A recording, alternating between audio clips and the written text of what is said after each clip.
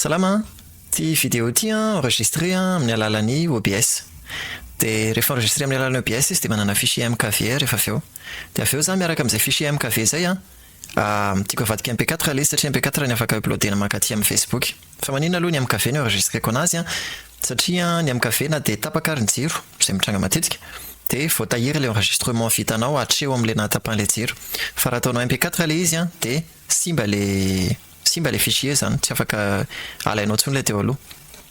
Dia avy eo ny fichier MP4 iny zany rehefa converti avy amin'ilay MKV rehefa avy eo dia mila normalisena ilay audio satria indraindray mora kely ilay audio vao mivoaka avy ao amin'ilay OBS. Tsy hoe ilay OBS mora kely ilay audio fa na dia efa normal ary ilay volume dia ahoana moa zany? Dia mbola mila ampiakarina ilay izy zay vao ohatran'ny limiteur any anatin'ilay mixeur ohatran'ny Cubase ohatran'izany. Fa ny manao an'izay nefany vitana script amin'ny Windows zany fa tsy mila ampidirina any ilay audio anao akory. Dia vita izay dia mbola mila alefako haingaikaingana kokoa ilay vidéo satria za somary miteny miadana ihany. Dia ataoko fois 1,2 an'ilay vitesse zany ilay izy. Dia izay rehetrarehetra izay vita ao anatin'ny script anankiray. Dia izay ny zavatra tiako asehoantsika hoe ny ahafahana manipuler fichier audio anaovana an'izany zavatra rehetrarehetra izany. Dia ny ataoko ary azonareo atao koa dia mitelecharge an'ity FFmpeg ity amin'ny ffmpeg.org. Rehefa ataonao hoe telecharger io dia afaka misafidy ny OS ianao hoe Microsoft ve sa Mac sa Linux. Dia rehefa telecharger anao ilay izy dia afaka installenao ilay izy rehefa avy eo. Dia rehefa installé io dia lasa manana accès amin'ilay izy ianao atao anaty terminal. Anao hoe FFmpeg.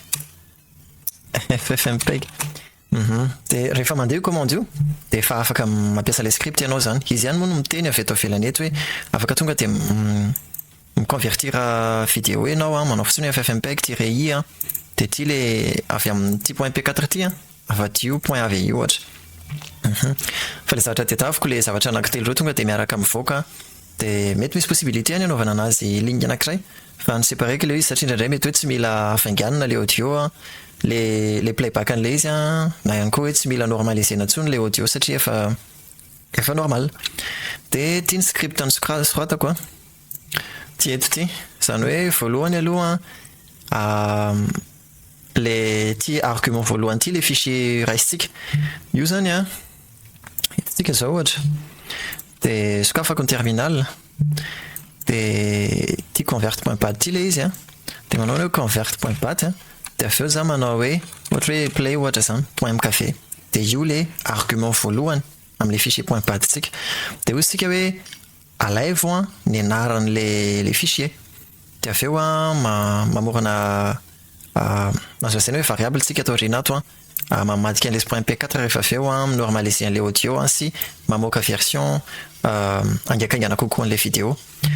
Dia avy eo exécuter tsika fotsiny ilay commande hoe avadio mp4 dia ataovy ao anatin'ity fichier ity. Avy eo normaliser ilay audio dia ataovy ao anatin'ity fichier ity. Afaingano ilay izy dia ataovy ao anatin'ity fichier ity. Za zany raha ohatra hoe avy manao an'io dia alefako ity zany ohatra hoe ty .play.mkv ity dia rehefa mandeha iny dia tonga dia mihodina le algorithme teo dia mamorona fichier anankitelo izy. Ny anankiray le MKV lasa MP4, ny anankiray le MP4 miaraka amin'ny audio normalisé dia ny anankiray iny audio normalisé iny lasa mivadika vidéo fa x1,2 ny vitesseny.